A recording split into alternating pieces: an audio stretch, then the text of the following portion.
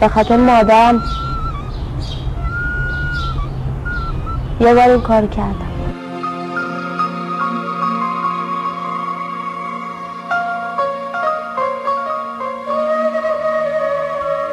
هر کی خوشگل‌تر و بهتر باشه خب اونو می‌بردن. داریم کجا هستن؟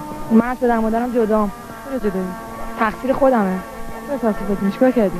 من الان با یه سری دوستام زندگی میکنم. اصلا پدر مادرم نمیدونن من کجام. بعد پدرم هم الان نمیدونه من کجام. فقط یکی از عموام میدونه من کجام. بیشتر وقتی پیش عموام میرم. چشماتو وا کن آقا جون، بالای خستمو ببین، منو نگاه کن آقا جون، دل شکستمو ببین. دلت میاد کبوترات تو حرم پر نزنن، به سایبون دستای مهربونت سر نزنن. میدونی میخوام چی کار کنم؟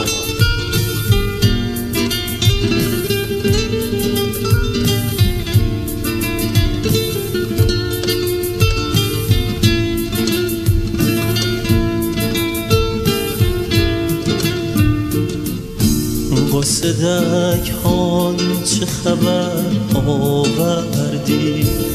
از کجا پس که خبر آوردی؟ خوش خبر باشی اما گرد با مادر من بی ثمر میگردی، بی ثمر میگردی.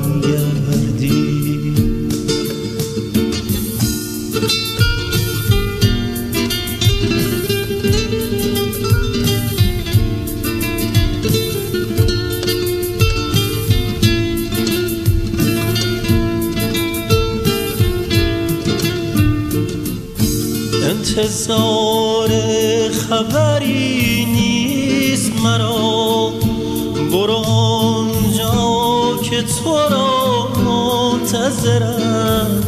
قاصد تجربه های امرتر با دلم میگویم که دروغی تو دروغ، که فریبی تو فریب.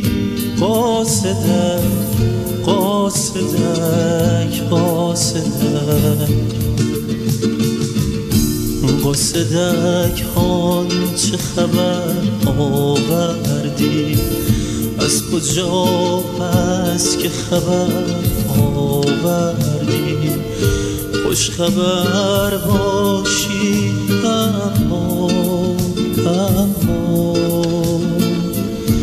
گرد با مادر من بی ثمر میگردی، بی ثمر میگردی.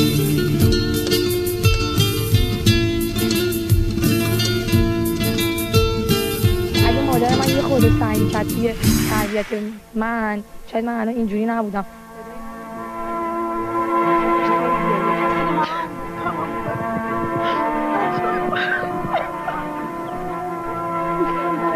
خونه بودم دوست دارم که من کمک کنم این منجلا پرده کشه بیرون. به خدا دوست دارم، به خدا دلم از پدر مادرم خیلی تنگ شده، خواهر برادرم تنگ شده.